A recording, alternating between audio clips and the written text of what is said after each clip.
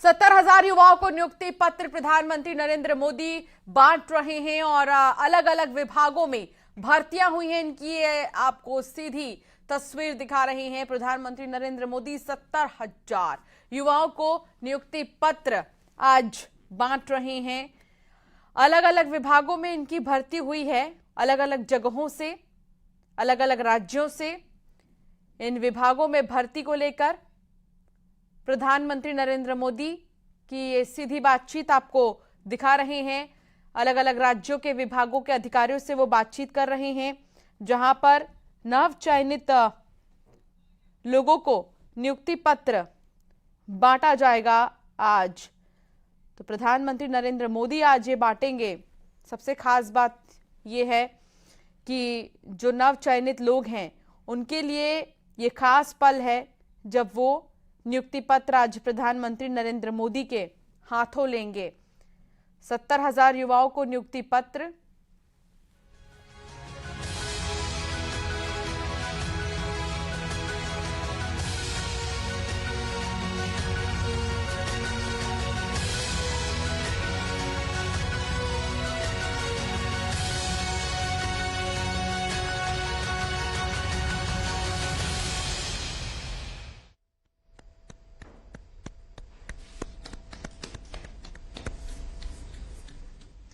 मैं आदरणीय प्रधानमंत्री जी से निवेदन करती हूं कि रोजगार नीति के इस विशेष अवसर पर अपने आशीर्वचनों से हम सभी का तथा राष्ट्र की युवा महाशक्ति का पथ प्रदर्शन करें।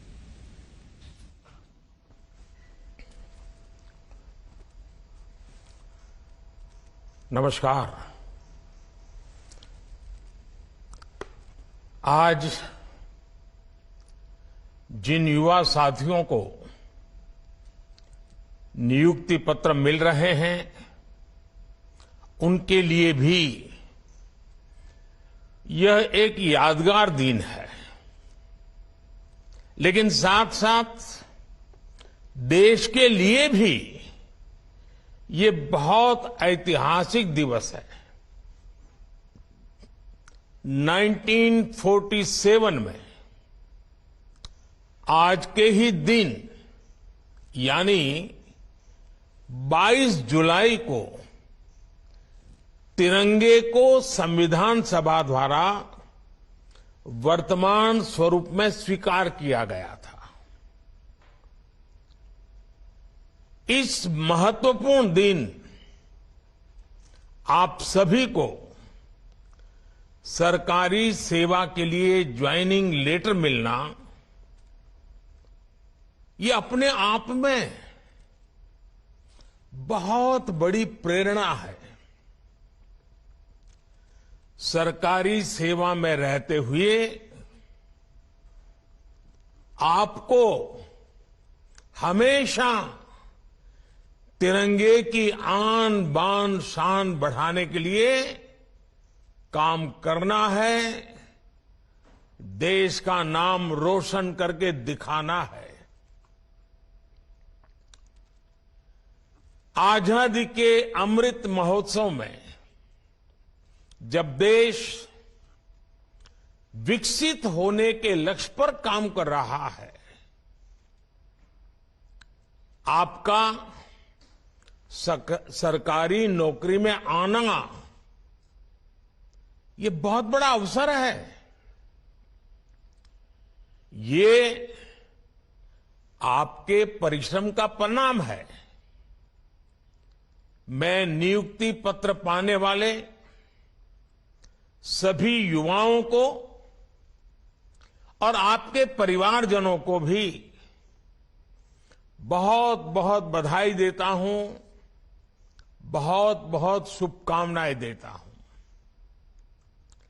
साथियों,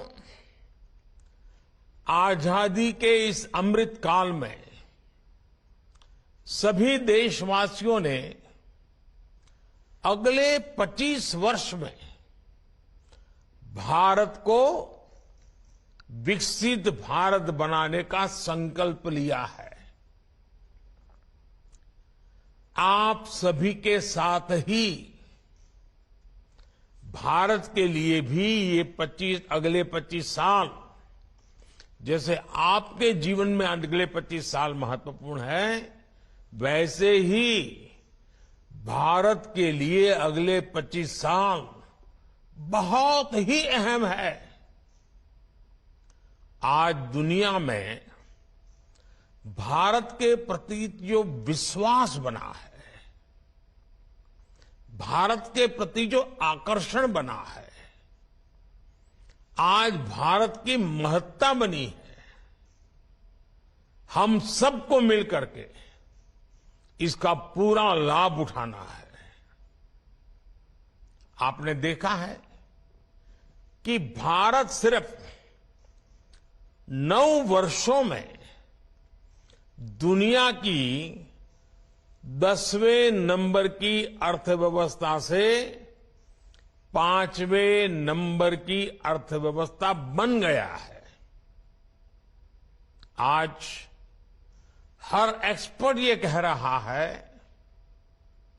कुछ ही वर्षों में भारत दुनिया की टॉप 3 इकोनॉमी आ जाएगा। टॉप 3 इकोनॉमी में पहुंचना ये भारत के असामान्य सिद्धि बनने वाला है। यानी हर सेक्टर में रोजगार के अवसर भी बढ़ने वाले हैं और सामान्य नागरिक की आय भी बढ़ने वाली है। हर सरकारी कर्मचारी के लिए भी इससे बड़ा कोई अवसर नहीं हो सकता है, इससे बड़ा कोई महत्वपूर्ण समय नहीं हो सकता है।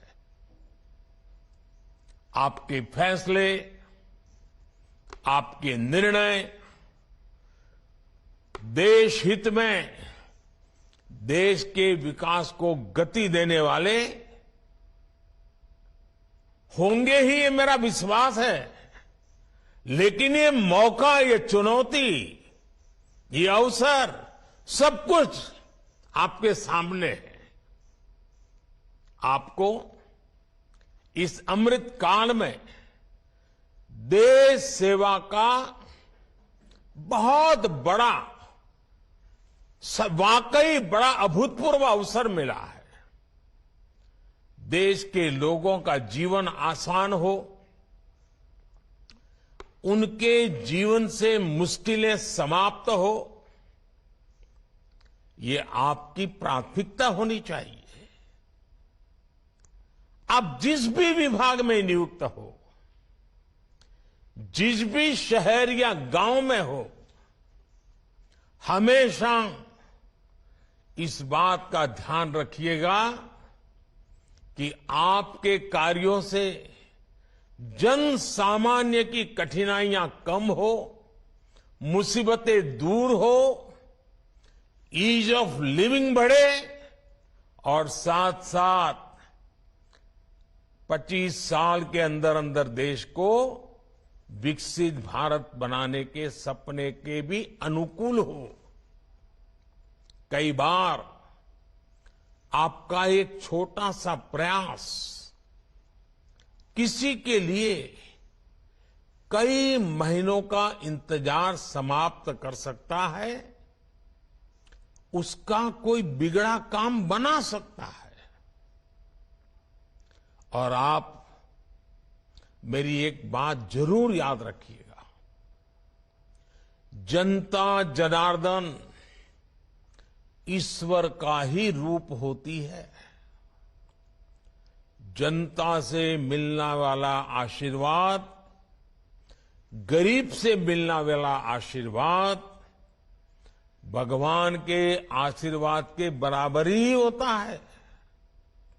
इसलिए आप दूसरों की मदद की भावना से, दूसरों की सेवा की भावना से काम करेंगे तो आपका यश भी बढ़ेगा और जीवन की जो सबसे बड़ी पूंजी होती है संतोष, वो संतोष वहीं से मिलने वाला है। साथियों, आज के इस कार्यक्रम में बैंकिंग सेक्टर के काफी लोगों को नियुक्ति पत्र मिल रहे हैं।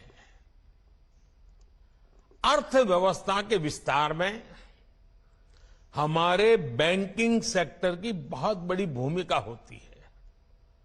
आज भारत उन देशों में से एक है जहां का बैंकिंग सेक्टर सबसे मजबूत माना जाता है।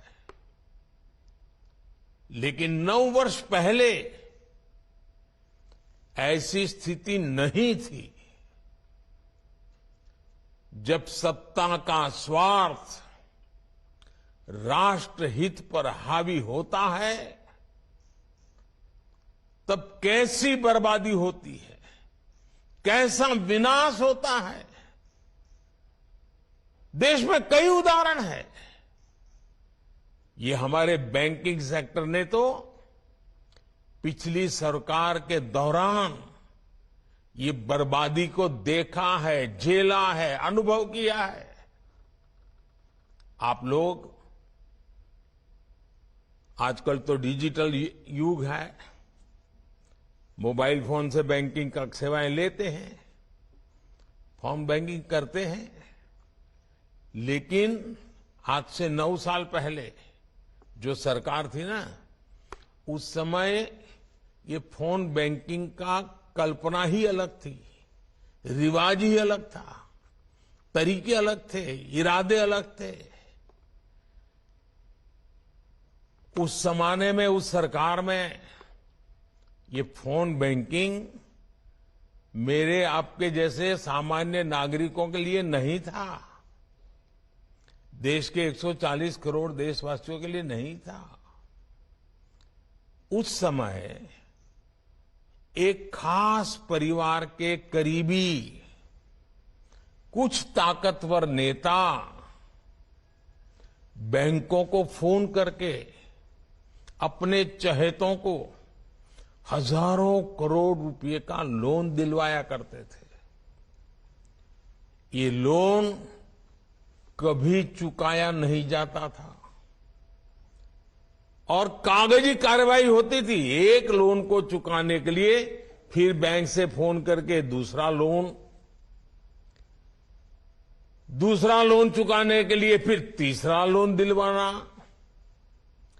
ये फोन बैंकिंग घोटाला पहले की सरकार के, पिछली सरकार के सबसे बड़े घोटालों में एक था। पहले की सरकार के इस घोटाले की वजह से देश की बैंकिंग व्यवस्था की कमर टूट गई थी। 2014 में आप सबने हमें सरकार में आकर के देश की सेवा करने का मौका दिया।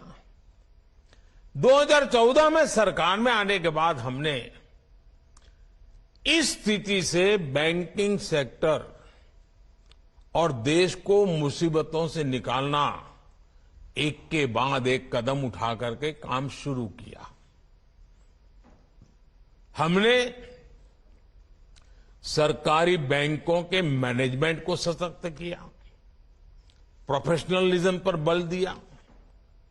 हमने देश में छोटे छोटे बैंकों को जोड़कर बड़े बैंकों का निर्माण किया। हमने सुनिश्चित किया कि बैंक में सामान्य नागरिक की 5 लाख रुपए तक की राशि कभी ना डूबे, क्योंकि बैंकों के प्रति सामान्य नागरिक का विश्वास पक्का करना बहुत जरूरी हो गया था। क्योंकि कई कोऑपरेटिव बैंक डूबने लगी थी, सामान्य मानवी की मेहनत का पैसा डूब रहा था और इसलिए हमने 1 लाख से उसको सीमा 5 लाख कर दी, ताकि 99% नागरिकों को उनकी मेहनत की कमाई का पैसा वापस मिल सके। सरकार ने एक और महत्वपूर्ण कदम उठाया, बैंक्रप्सी कोड जैसे कानून बनाए, ताकि अगर कोई कंपनी किसी न किसी कारण से बंद होती है तो बैंकों को कम से कम नुकसान हो। इसके साथ ही हमने गलत काम करने वालों पर शिकंजा भी कसा, बैंकों को लूटने वालों की संपत्ति जब्त कर ली। आज परिणाम आपके सामने है। जिन सरकारी बैंकों की चर्चा हजारों करोड़ के नुकसान के लिए होती थी, एनपीए के लिए होती थी, आज उन बैंकों की चर्चा रिकॉर्ड प्रॉफिट के लिए हो रही है। साथियों, भारत का मजबूत बैंकिंग सिस्टम और बैंक के प्रत्येक कर्मचारी, उनका काम पिछले 9 साल में सरकार के विजन के अनुकूल जो उन्होंने काम किया है, वो हम सभी के लिए गर्व का विषय है। बैंक में काम करने वाले सभी मेरे कर्मचारी भाई बहनों ने इतनी मेहनत की, संकट में से बैंकों को बाहर लाए, देश के अर्थतंत्र विकास में अग्रसर होकर के भूमिका निभाई। और इन बैंक कर्मचारियों ने, बैंक के लोगों ने कभी भी मुझे और मेरे विजन को न नकारा न निराश किया। मुझे याद है जब जनधन योजना शुरू हुई तो जो पुरानी सोच वाले लोग थे वो मुझे सवाल पूछते थे, गरीब के पास तो पैसे नहीं, वो बैंक खाता खोल के क्या करेगा, बैंकों पे बर्डन बढ़ जाएगा, बैंक का कर्मचारी कैसे काम करेगा। भांति भांति के निराशाएं फैलाई गई थी। लेकिन बैंक के मेरे साथियों ने गरीब का जनधन खाता खुले, इसके लिए दिन रात एक कर दिया। झुग्गी झोपड़ी में जाते थे बैंक के कर्मचारी, लोगों के बैंक के खाते खुलवाते थे। अगर आज देश में करीब 50 करोड़ जनधन बैंक खाते खुले हैं तो इसके पीछे बैंक में काम करने वाले हमारे कर्मियों का परिश्रम है, उनका सेवा भाव है। ये बैंक कर्मियों की मेहनत है जिसकी वजह से सरकार कोरोना काल में करोड़ों महिलाओं के बैंक खातों में सीधे पैसे ट्रांसफर कर पाई। साथियों, कुछ लोग पहले ये भी गलत आरोप लगाते हैं और लगाते रहे कि हमारे बैंकिंग सेक्टर में असंगठित क्षेत्र के लोगों को मदद करने के लिए कोई व्यवस्था ही नहीं है। पहले की सरकारों में क्या हुआ वो तो आप भली भांति जानते हैं। लेकिन 2014 के बाद स्थिति ऐसी नहीं है। जब सरकार ने मुद्रा योजना के माध्यम से नौजवानों के बिना गारंटी लोन देने की ठानी तो बैंक के लोगों ने इस योजना को आगे बढ़ाया। जब सरकार ने महिला सेल्फ हेल्प ग्रुप्स के लिए लोन अमाउंट को डबल कर दिया तो ये बैंक के कर्मचारी ही थे जिन्होंने ज्यादा से ज्यादा सेल्फ हेल्प ग्रुप को आर्थिक मदद पहुंचाई। जब सरकार ने कोविड काल में एमएसएमई सेक्टर को मदद करने का फैसला लिया तो ये बैंक कर्मचारी ही थे जिन्होंने ज्यादा से ज्यादा ऋण देकर एमएसएमई सेक्टर को बचाने में मदद की और 1.5 करोड़ से ज्यादा उद्यमियों का, जिसका रोजगार जाने की संभावना थी, उस छोटे छोटे उद्योगों को बचा करके 1.5 करोड़ से ज्यादा लोगों का रोजगार भी बचाया। जब सरकार ने किसानों के बैंक खाते में सीधे पैसे भेजने के लिए प्रधानमंत्री किसान सम्मान निधि योजना शुरू की तो ये बैंक कर्मी ही है जिन्होंने इस योजना को टेक्नोलॉजी की मदद से सफल बनाने में कोई कसर नहीं छोड़ी।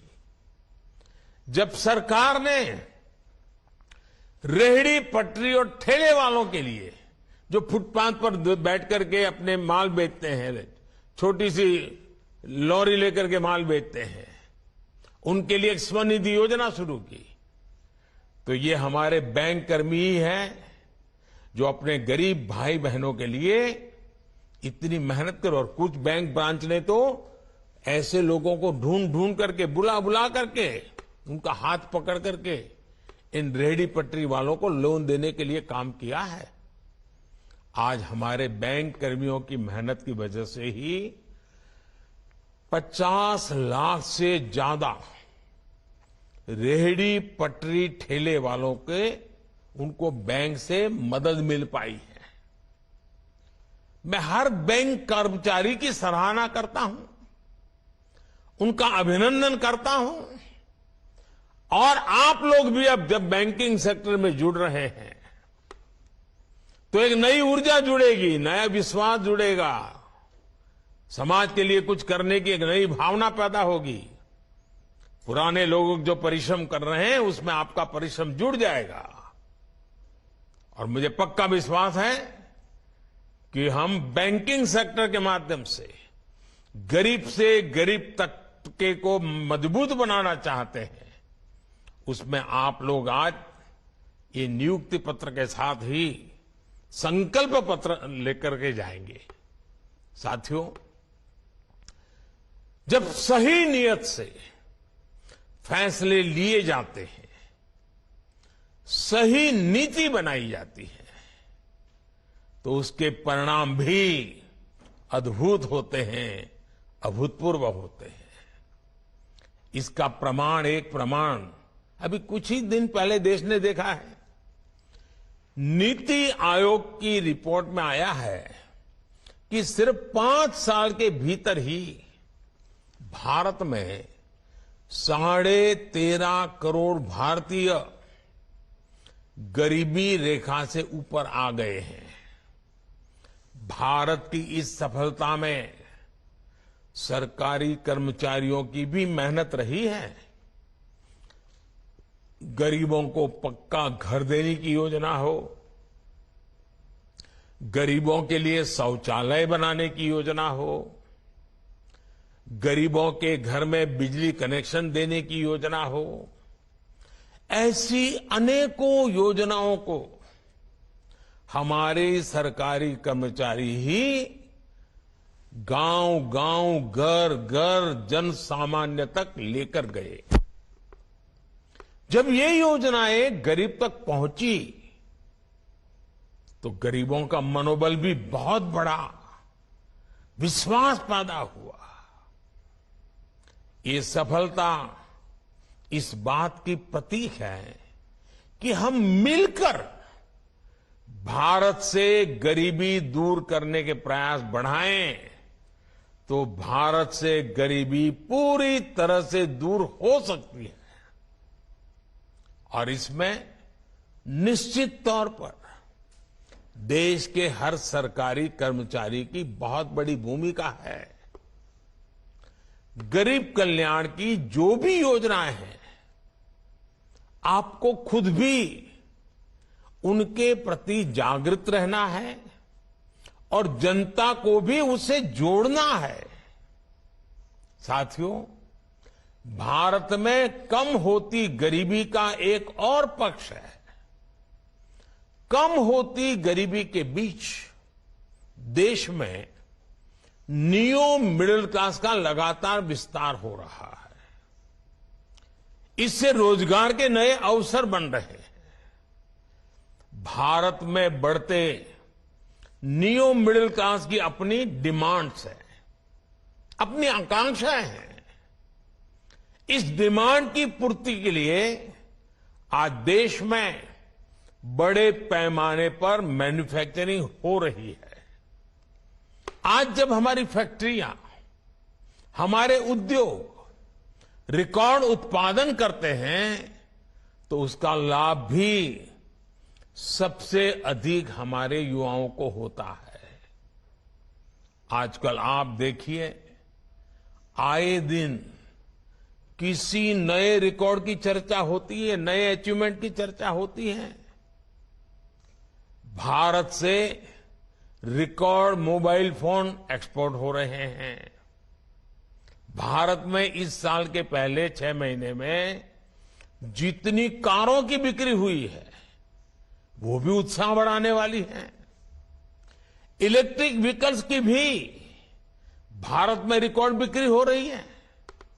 ये सब देश में रोजगार बढ़ा रहे हैं, रोजगार के अवसर बढ़ा रहे हैं। साथियों, भारत के टैलेंट पर आज पूरी दुनिया की नजर है।